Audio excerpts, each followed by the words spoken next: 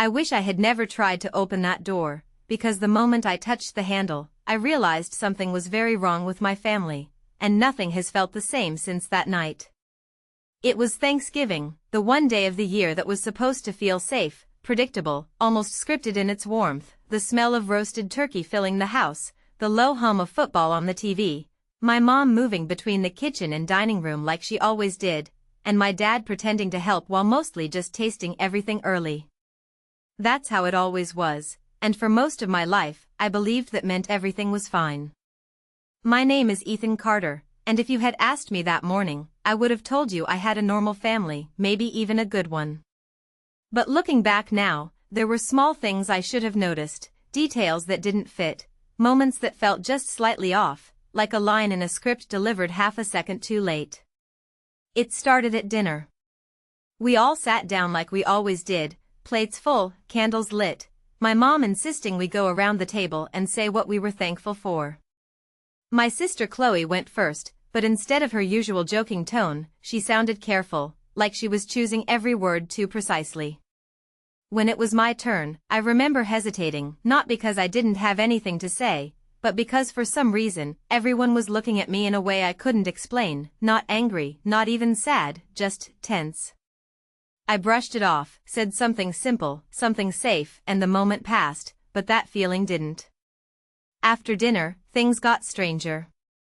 My dad kept checking his phone, my mom kept glancing toward the hallway, and Chloe barely spoke at all. At one point, I caught her looking at me like she wanted to say something, but then she just looked away. I asked if everything was okay, and they all answered too quickly, almost at the same time. That was the first moment I felt it clearly, that something was being hidden from me. Still, I told myself I was overthinking. It was Thanksgiving, after all. People get stressed. Families are weird. That's normal. Around 8 p.m., I decided to go upstairs to my room. I remember the exact sound my footsteps made on the stairs, the way the house suddenly felt quieter the higher I went, like I was moving away from something instead of toward it. I closed my door behind me and sat on my bed, scrolling through my phone, trying to shake off the feeling that had been building all night. Then I heard it. A soft click. At first, I thought it was just part of the house settling, but then I stood up and walked to my door. I reached for the handle, turned it, and it didn't move. I tried again, harder this time, but it was locked. From the outside. I froze. For a second, I actually laughed, like it had to be some kind of joke, maybe Chloe messing with me, but when I knocked and called out, no one answered. The house stayed quiet, too quiet. I pressed my ear against the door, listening, and that's when I heard voices downstairs, low and urgent, and even though I couldn't make out every word, I heard enough to make my stomach drop. I heard my name. And I heard someone say, very clearly, he can't find out tonight. I did not understand what they meant at first, but the way those words echoed through the door made my chest feel tight, like the air in my room had suddenly gotten thinner, and I found myself holding my breath without even realizing it. I stepped back from the door slowly, trying to think, trying to make sense of what I had just heard, but nothing fit together. He cannot find out tonight. Find out what?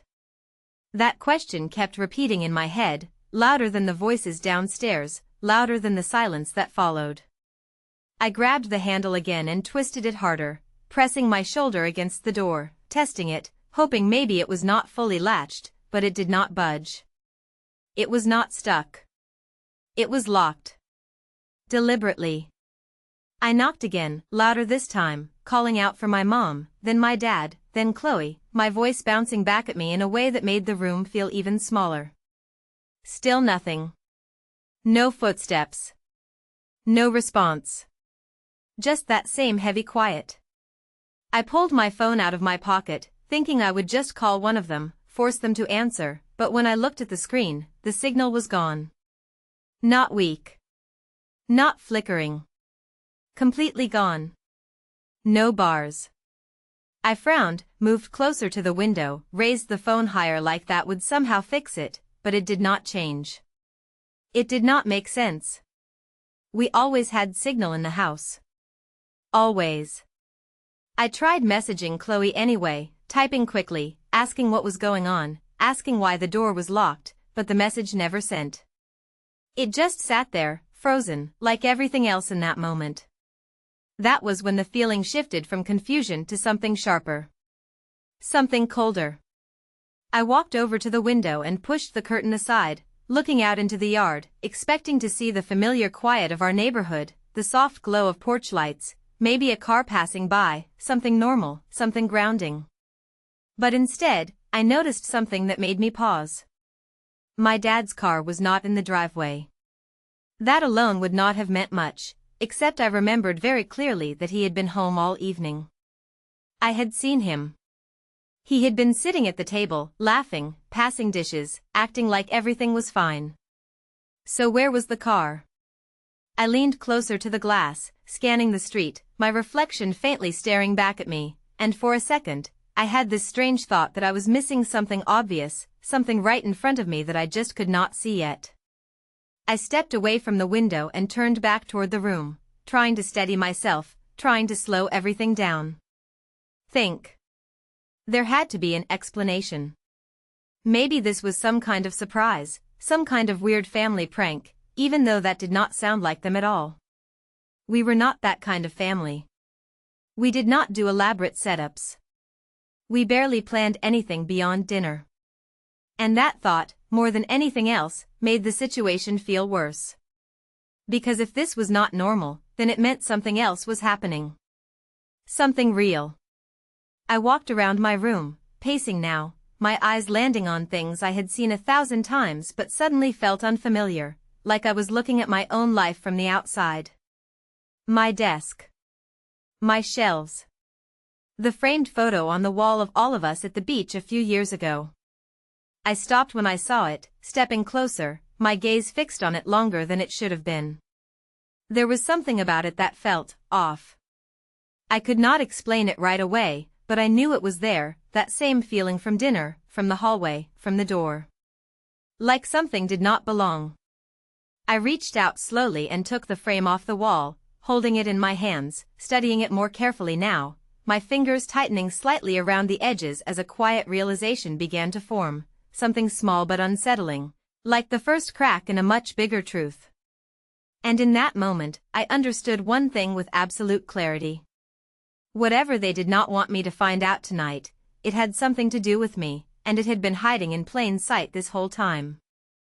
I stared at the photo longer than I should have, my eyes moving from face to face, trying to understand what exactly felt wrong, because at first glance it looked exactly like every other family picture we had ever taken, my mom smiling in that familiar way, my dad standing slightly behind her with his hand on her shoulder, Chloe leaning in close, and me right there beside them, all of us framed perfectly against the ocean, like one of those pictures you would expect to see in a store-bought frame.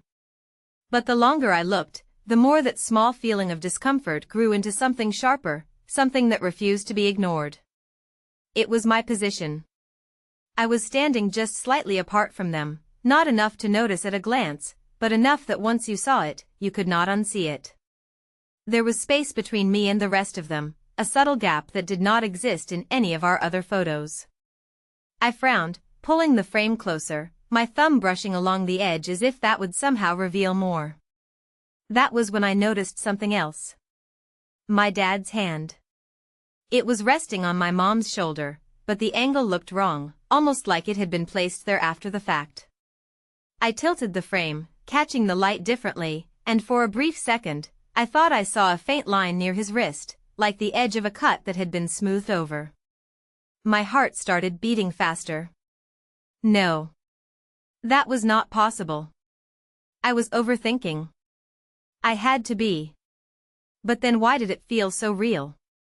Why did it feel like I was looking at something I was not supposed to notice? I set the frame down on my desk and stepped back, running a hand through my hair, trying to calm myself down, trying to pull my thoughts back into something logical. Pictures can look strange sometimes. Lighting, angles, reflections. There were explanations for all of this. There had to be. I turned away from the desk, pacing again, but my eyes kept drifting back to the photo, like it was pulling me in, like it was trying to tell me something. And then another thought hit me, sudden and uncomfortable. I could not remember when that picture was taken. That should have been easy. It was the beach trip, the one we talked about all the time, the one we said was one of our best vacations. But when I tried to picture it in my mind, the memory felt incomplete, like pieces were missing. I could see the ocean, the sand, the sunlight, but the details were blurry, like I was remembering someone else's story instead of my own. I stopped pacing. That was not normal. I had always had a good memory. Not perfect, but good enough that I could recall things like that without effort. So why was this different? I turned back to the desk slowly and picked up the frame again, my fingers tightening around it as a new possibility began to form, one that made my stomach twist. What if the problem was not the photo? What if the problem was me? Before I could go any further with that thought, a sound came from the hallway. Soft at first, like a floorboard shifting under weight, followed by the faintest hint of movement outside my door. I froze instantly, every muscle in my body going still as I listened. There it was again. A quiet step. Someone was right outside. I moved closer to the door, careful not to make any noise, my breath shallow, my heart pounding so loudly I was sure they could hear it. I pressed my ear against the wood once more, straining to catch anything, any clue about what was happening, and this time the voices were clearer. It was my mom. I would recognize her voice anywhere, but there was something different about it now, something strained, like she was trying to keep it together. She said my name, softly, almost like she was afraid I might hear her, and then she said something that made everything inside me drop. She said, "We should have told him sooner." There was a pause, followed by my dad's voice, lower, more controlled, but no less tense. "It is too late for that now." My grip on the doorknob tightened without me realizing it, my mind racing, trying to connect the pieces, the locked door, the missing signal, the strange photo, the gaps in my memory. None of it made sense on its own, but together, it formed something much worse. A pattern. A truth that was just out of reach. And then Chloe spoke, her voice barely above a whisper, but clear enough for me to hear every word. "What if he already knows?" My heart felt like it skipped a beat when Chloe said that, and for a second I forgot how to breathe, because the way she said it did not sound like a question, it sounded like a fear that had already started to become real. I stayed completely still, my ear pressed against the door, afraid that even the smallest movement might give me away, even though part of me wanted to slam on the door and demand answers right then and there. But I did not. Something told me not to. Something told me that whatever they were hiding, I was closer to it now than I had ever been, and if I reacted too soon, I might lose that chance. There was a long pause outside, the kind that stretches just enough to make everything feel heavier, and then I heard my mom again, her voice quieter this time, almost breaking. "He does not know," she said, but there was hesitation in her words, like she was trying to convince herself as much as anyone else. My dad responded immediately, more firmly, like he needed control. "He cannot know. Not yet." That word hit me harder than anything else. Yet. It meant there was a plan. It meant this was temporary.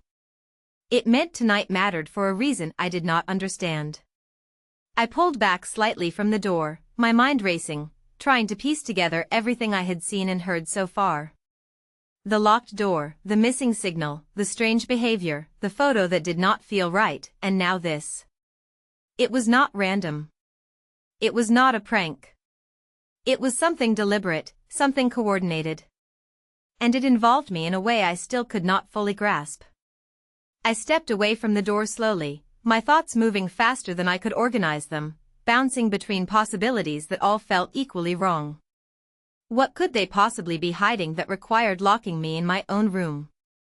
What could be so important that it had to be kept from me, specifically tonight? I looked around the room again, this time not just seeing it as my room, but as a place that might be hiding answers. If there was something I was not supposed to know, then maybe there was something here that could explain it.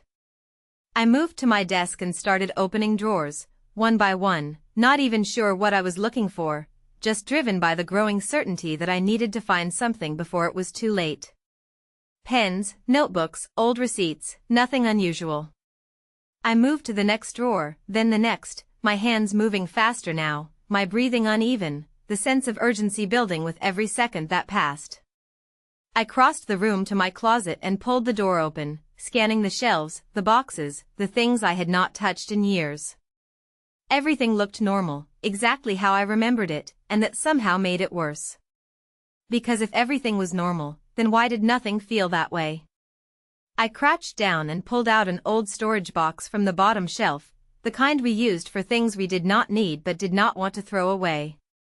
I set it on the floor and opened it, flipping through its contents quickly at first, then slower as I realized some of the items inside were things I did not remember putting there. Old papers, envelopes, a few photographs I had never seen before. I picked one up and held it closer, my eyes narrowing as I tried to make sense of it. It was another family photo, but different. Not just a different time or place. Different in a way that made my stomach twist. I was in it. I knew that immediately. But I looked younger, maybe by a few years, and the people standing next to me were not my parents. Not my mom. Not my dad. I stared at their faces, searching for recognition, for anything familiar, but there was nothing. Just two strangers standing beside me, smiling like they belonged there. My grip tightened on the photo as a cold realization began to take shape, one that made everything I had heard outside the door feel suddenly more real. This was not just about something happening tonight. This was about something that had been hidden from me for a long time. And if that was true, then the question was not just what they were trying to hide. The question was why they had waited until now to lock me away from it. I kept staring at the photo like it might change if I looked long enough, like the faces in it would suddenly become familiar or rearrange themselves into something that made sense, but they did not, they stayed exactly the same. Two strangers standing beside a younger version of me, smiling like we belonged together, like this was a memory I was supposed to recognize but could not. My hands felt colder as I flipped the photo over, half expecting to see a date or a note that would explain everything, but there was only a single line written in neat handwriting that I did not recognize. It said, Summer, Lake Benton. That was it. No names. No explanation. Just a place I had never heard of and a moment I could not remember. I frowned, repeating the words in my head, trying to connect them to anything, any memory at all, but there was nothing. It was like trying to grab onto something that was not there. I reached back into the box and pulled out another envelope, this one slightly thicker, sealed but not tightly, like it had been opened before and then put back without much care. My fingers hesitated for a second before sliding it open, a strange sense of anticipation building in my chest, like I already knew whatever was inside would only make things worse. I pulled out a folded document and carefully opened it, smoothing it out against my knee so I could read it clearly. The first thing I noticed was my name. Ethan Carter. That part was the same. But the rest of it was not. My eyes moved down the page slowly, each line hitting harder than the last. Date of birth. Place of birth. Names of parents. I stopped there, my breath catching as I read the names again, just to make sure I was not misunderstanding. They were not my mom and dad. Not Linda. Not Robert. Different names. Completely different.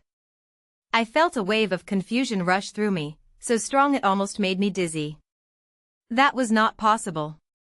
It had to be some kind of mistake, some kind of mix-up, but deep down, I knew that was not true. Documents like this did not just exist by accident in a box hidden in my closet. I lowered the paper slowly, my hands shaking slightly now, and for the first time, I said the thought out loud, even though no one was there to hear it. They are not my parents. The words sounded wrong, like they did not belong in the same sentence as my life, but once they were said, I could not take them back. And the worst part was how quickly everything else started to shift around that idea. how pieces that never made sense before suddenly started to line up in a way that felt impossible to ignore. The strange looks at dinner. The tension.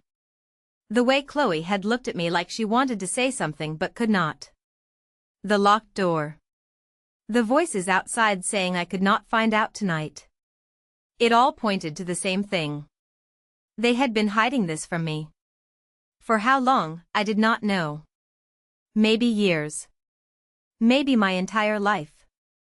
A sudden sound from the hallway snapped me out of my thoughts, sharper this time, like someone moving quickly, followed by a faint thud that made me instinctively look toward the door.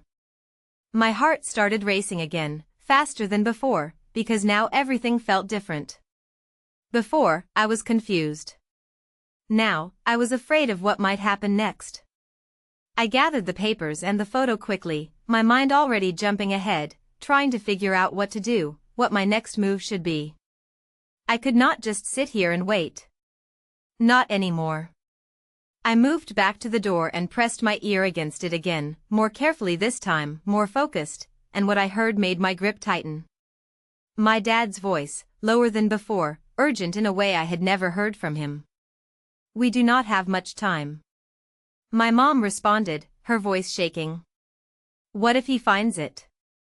There was a pause, and then Chloe again, her voice barely steady. "What if he already did?" I stepped back slowly, the realization hitting me all at once, heavy and undeniable. They were not just hiding something from me. They were trying to stop me from finding it. And based on what I was holding in my hands, they were already too late. I stood there in the middle of my room holding the photo and the document, my thoughts moving faster than I could keep up with, because now everything had changed, and I could feel it in the way my chest tightened with every breath, like the walls around me were closing in not just physically but mentally, forcing me to face something I had never questioned before. They were not my parents. The idea kept repeating in my head, louder each time, until it started to feel less like a possibility and more like a fact I had been ignoring my entire life. But if that was true, then who were they to me, and more importantly, who was I to them? I looked down at the paper again, scanning the names, the dates, the details, trying to find something that would make it less real, something that would give me a reason to doubt it, but there was nothing. It was official, structured, precise. Not something that could be easily dismissed. And that made the next thought hit even harder. They knew. They had always known. Which meant everything I had experienced growing up, every memory, every moment I thought was normal, had been built on something they never told me. A lie, or at least a truth they chose to hide. I moved quickly now, driven by a new sense of urgency, gathering everything from the box and placing it on my bed, spreading it out so I could see it all at once. There were more photos, more papers, some old enough that the edges had started to yellow slightly, others newer but just as unfamiliar. I picked up another document, scanning it quickly, my eyes catching words that made my pulse spike again. Transfer. Custody. Authorization. The meaning was clear even if I did not fully understand the context. This was not random. This was legal. Structured. Planned. I felt a sudden rush of frustration, sharp and overwhelming, because this was not just something that had been hidden from me by accident. This had been kept from me on purpose. Carefully. Over time. And now, for some reason, it all mattered tonight. A sudden creak outside the door made me freeze again, my attention snapping back to the present. The voices were gone now, replaced by a heavy silence that felt even more unsettling than before. I stepped closer to the door slowly, my mind already racing ahead, trying to anticipate what might happen next. Were they coming back? Were they going to open the door? Or were they planning something else entirely? I looked down at the handle, then back at the room, then at the window. For the first time since this started, I realized something simple but important. The door was not my only way out. I moved toward the window quickly, pushing it open just enough to test it, the cool night air rushing in immediately, grounding me in a way nothing else had so far. I leaned out slightly, looking down at the side of the house. It was not too high, maybe 10 feet at most, the kind of drop that would not be comfortable but was definitely manageable. The ground below was grass, slightly uneven but soft enough to break the fall. I pulled back and closed the window halfway, my mind weighing the option carefully. If I stayed, I might get answers. But those answers would come on their terms, not mine. If I left, I could figure things out for myself, but I would also be stepping into something I did not fully understand. I looked back at the bed, at the documents spread out in front of me, at the photo of the strangers standing beside a younger version of me, and I felt that same cold certainty settle in again. Whatever was happening tonight, it was not something they wanted me to be part of. And that alone was enough to make my decision. I gathered the most important papers quickly, folding them and slipping them into my jacket pocket, my movements faster now, more deliberate. Then I walked back to the window and pushed it open the rest of the way, the night air hitting my face as I stepped up onto the ledge. I paused for just a second, listening one more time, hoping for anything that might change my mind, but the house remained quiet. Too quiet. And in that silence, one thought became clear above all the others. If I stayed, I would only know what they chose to tell me. But if I left, I might finally find out the truth they had been trying so hard to keep from me. I took a slow breath and stepped out onto the ledge, gripping the window frame for balance as the cold air wrapped around me, sharper now, more real, like it was pulling me fully into a moment I could not undo. For a second, I hesitated, looking back into my room, at everything that had felt normal just an hour ago, my bed, my desk, the walls I had grown up with, and it hit me how quickly that sense of normal had collapsed. Nothing in there felt like mine anymore. Not really. That thought pushed me forward. I lowered myself carefully, my feet searching for the edge below, and then I let go. The drop was quick, shorter than it looked from above, and I landed harder than I expected, my knees bending to absorb the impact, the grass damp beneath my shoes. I steadied myself immediately, my heart racing, my ears alert for any sound from the house behind me. For a moment, nothing happened. No doors opening. No voices calling my name. Just the quiet of the night, the distant hum of traffic somewhere far away, and the faint rustle of leaves in the yard. I moved quickly along the side of the house, keeping low without even thinking about it, instinct taking over as I reached the front corner and stopped just before stepping into view. I leaned slightly, just enough to see the driveway. That was when I noticed something that made my stomach tighten again. There was a car parked across the street, dark, engine off, sitting there in a way that felt deliberate. It was not one of our neighbors. I knew every car on this street, every routine, every small detail. This one did not belong. I stayed still, watching it, trying to see if there was any movement inside, but the windows were too dark, reflecting the streetlights instead of revealing anything behind them. A part of me wanted to ignore it, to tell myself it was nothing, just a random car, but after everything that had already happened, I could not convince myself of that anymore. Nothing about tonight was random. I pulled my jacket tighter and stepped back from the corner, my mind shifting quickly, trying to figure out what to do next. Going to the front door was not an option. Not anymore. If they saw me, they would stop me, and I could not risk that. Not when I was this close to understanding what was really going on. I moved toward the backyard instead, circling around quietly, my eyes scanning the house as I went. The lights were still on downstairs, but the curtains were drawn, blocking any clear view inside. As I reached the back fence, I paused, turning slightly to look at my house one more time, and for the first time in my life, it did not feel like home. It felt like a place I had been kept in. That thought stayed with me as I climbed over the fence, the wood rough under my hands, the motion quick and automatic, like I had done it 100 times before even though I had not. I landed on the other side and kept moving, putting distance between myself and the house with each step, my pace steady but fast enough to feel like I was escaping something. The streets were quieter back here, the lights dimmer, the houses spaced just a little farther apart.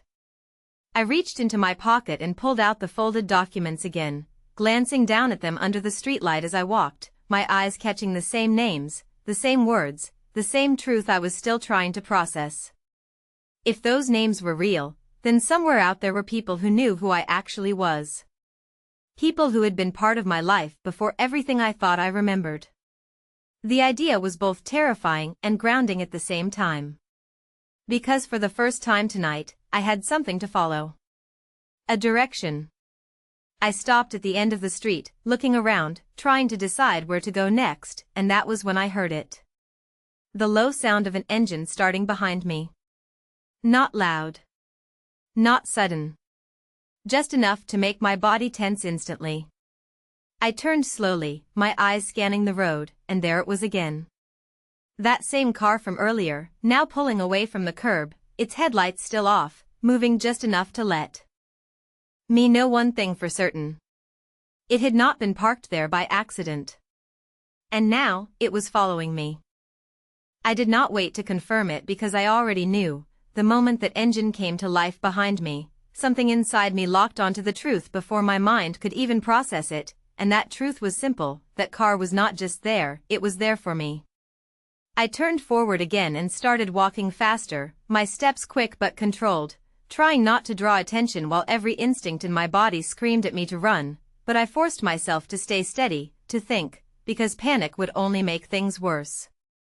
The street ahead was long and mostly empty, lined with quiet houses and dim porch lights, the kind of place where anything out of the ordinary stood out immediately, and right now, I was the only thing moving.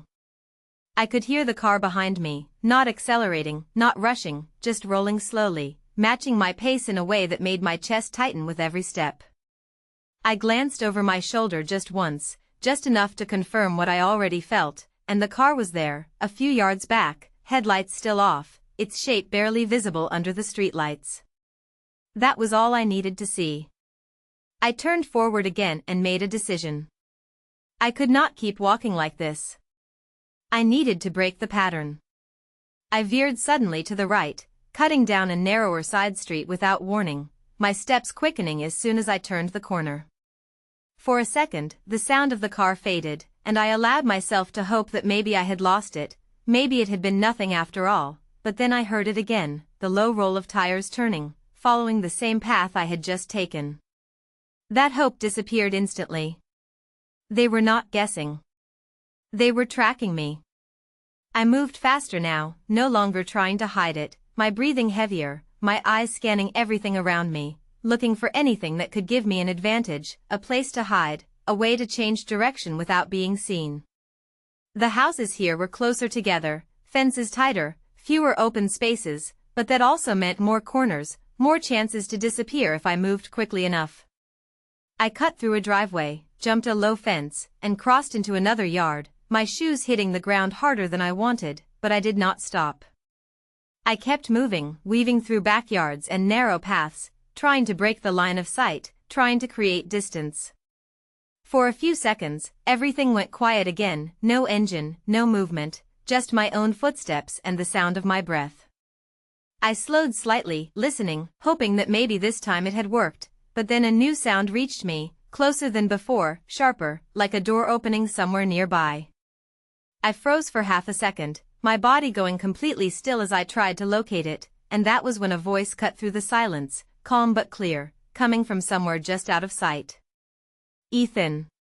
Hearing my name like that, out here, away from the house, from someone I could not see, sent a chill through me that was deeper than anything I had felt so far. I turned slowly, my eyes scanning the shadows, and then I saw him, a figure standing near the edge of the yard, not rushing, not threatening, just watching me like he had been expecting me to stop right there. He stepped slightly into the light, enough for me to see his face, and there was something about it that made my thoughts stumble, like I had seen him before but could not place where. He raised one hand slightly, not in a way that felt aggressive, more like he was trying to keep things calm. "You should not have left the house," he said, his voice steady, almost concerned, and that only made everything feel more wrong. I tightened my grip on the papers in my pocket without thinking, my mind racing through possibilities, trying to figure out who he was, how he knew my name, and why he was here. Who are you? I asked, my voice sharper than I expected, the tension finally breaking through. He paused for just a moment, studying me in a way that felt too familiar for a stranger, and then he said something that made everything inside me stop at once. I am the reason your family was trying to keep you inside tonight. I did not respond right away because my mind was trying to catch up with what he had just said, replaying the words over and over like they might mean something different the second time, but they did not, they only became heavier, more real, settling into a truth I was not ready to accept. He was the reason. Not my family. Not some hidden mistake or misunderstanding. Him. I tightened my jaw slightly, forcing myself to stay focused, to not let the fear take over completely. Then start talking, I said, my voice steadier than I felt, because if he knew something, if he was connected to all of this, then this was the moment I had been moving toward since I opened that box. He studied me for a second longer, like he was measuring how much I could handle, and then he nodded slightly, as if making a decision. Your family did not lie to you, he said, calm but direct. They protected you. I let out a short breath that almost turned into a laugh, but there was nothing funny about it. By locking me in my room, I replied, the frustration finally breaking through. By hiding who I am. He did not react to the edge in my voice, which somehow made it worse. They hid it because of me, he said. Because of what I was trying to do. That pulled my attention back immediately. Trying to do what? I asked, my grip tightening again without me realizing it. He took a small step closer, still keeping his distance, still moving in a way that felt controlled, intentional. Find you, he said. The words hung there for a moment, simple but loaded, and I felt something shift inside me again, something that connected directly to the papers in my pocket, to the names I did not recognize, to the life I could not remember. Why? I asked, the question coming out quieter this time, more focused. His expression changed slightly, not softer, but more serious, like this part mattered more than anything else. Because you were never supposed to disappear, he said. And they knew that one day, someone would come looking. I felt my chest tighten again, but this time it was different, less about confusion and more about clarity starting to form in pieces. Disappear from what? I pressed, stepping forward without thinking, closing the distance just slightly. He held my gaze, not avoiding it, not backing away. From a situation that had nothing to do with you, he said. At least, that is what they believed when they took you in. Took you in. The words hit differently than everything else. Not raised. Not adopted. Took. It sounded more urgent, more immediate, like something that had happened quickly, under pressure. You mean they took me from someone, I said, my voice sharper again, my thoughts racing to connect it all. He nodded once. From people who could not keep you safe anymore. I felt that same cold feeling settle in again, but now it was layered with something else, something heavier, something that made the situation more complicated than I had expected. And you, I said slowly, you are one of those people. He did not answer right away, and that silence was enough to confirm it. He was not just connected to this. He was part of it. Part of whatever past I had been separated from. Part of the reason my family had been hiding everything from me. They were trying to keep you inside tonight because they knew I would come, he continued, his voice steady but quieter now, like the truth itself required a different tone. They were trying to buy more time. I shook my head slightly, not in disagreement, but because it all felt like too much at once, too many answers opening into even more questions. Time for what? I asked. He looked at me for a long moment, and this time there was something different in his expression, something that felt almost like regret. Time to tell you themselves, he said. Before you heard it from someone like me.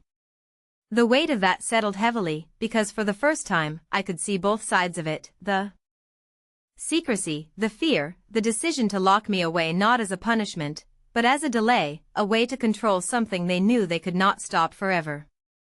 I reached into my pocket slowly and pulled out the folded document, holding it up just enough for him to see. Then tell me if this is true, I said, my voice steady again, anchored now in the one thing I could not ignore. Because if it is, then everything I thought my life was, is not real. He looked at the paper, then back at me, and the answer was already there before he spoke. Your life is real, he said quietly.